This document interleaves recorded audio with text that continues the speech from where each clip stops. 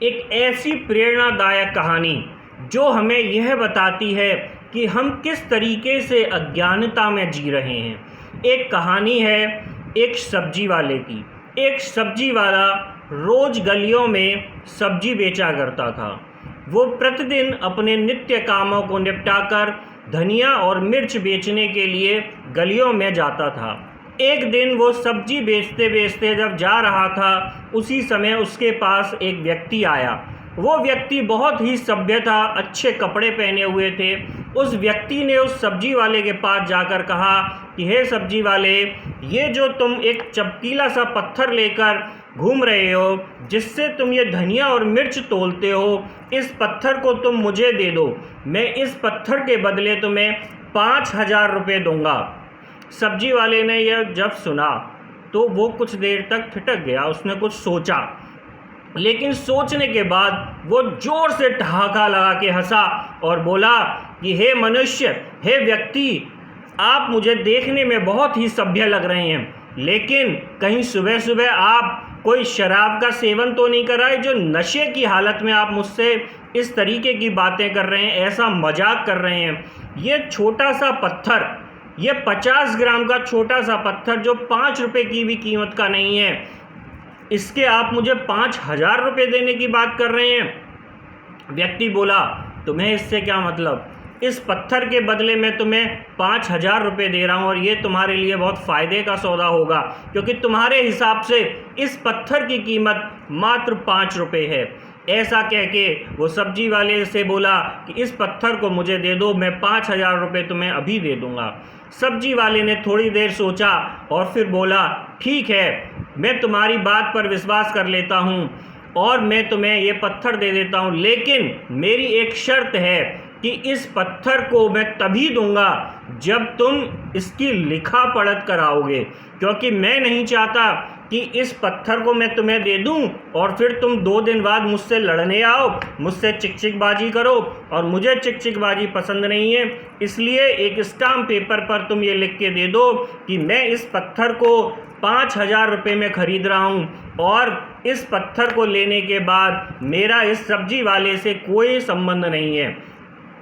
उस व्यक्ति ने तुरंत ही एक स्टाम्प पेपर पर यह लिखकर दे दिया कि मैं अपने पूर्ण होशो हवास में यह पत्थर 5,000 रुपये में ख़रीद रहा हूँ और इस पत्थर को मैं इस सब्जी वाले को कभी वापस नहीं करूँगा और इस सब्जी वाले का इस सब पत्थर से कोई संबंध नहीं है।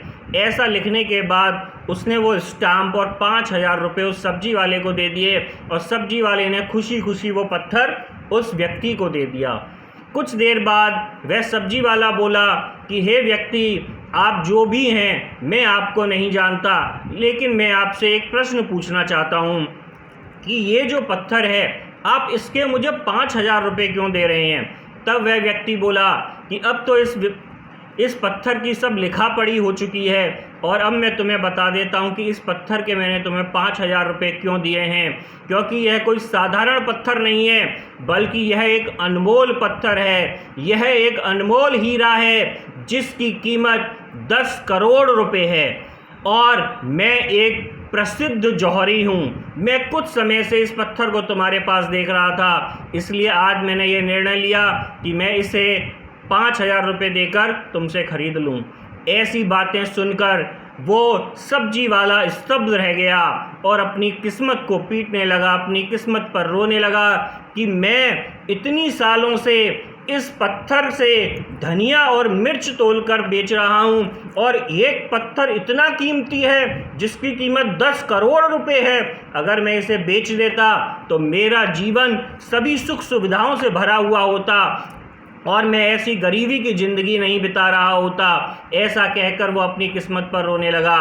हमारा भी जो जीवन है वो भी इसी कहानी की तरह है। हम उस हीरे रूपी ईश्वर को पहचानने में देरी कर देते हैं। वो हीरा रूपी ईश्वर ही हमें उन कष्टों की मुक्ति दिलाता है, उस सही मार्ग पर चलाता है जिस मार्ग से हम अज्ञान हैं। हम अपने जीवन को भोग और विलास में लगाकर समाप्त कर देते हैं। हम भोग और विलास को ही अपने जीवन का सत्य समझने लगते हैं, जबकि यह एक सिर्फ भ्रम है। सभी जानते हैं कि सभी को एक ना एक दिन इन सब चीज़ों का त्याग करना होगा और ये सब चीज़ें यहीं रह जाएंगी। मनुष्य के साथ सिर्फ उसके कर्म ही जाते हैं। इसलिए उस हीरे रूपी ईश्वर को पहचानो जो सदैव तुम्हारे पास है। उस ईश्वर की आराधना करो, उसका जप करो, उसको अपने सच्चे दिल से उसकी भक्ति करो, जिससे कि वो हीरा रूपी, बहुमूल्य हीरा रूपी ईश्वर तुम्हारे ऊपर अपना आशीर्वाद दे और तुम्हें सत्य का मार्ग दिखाए।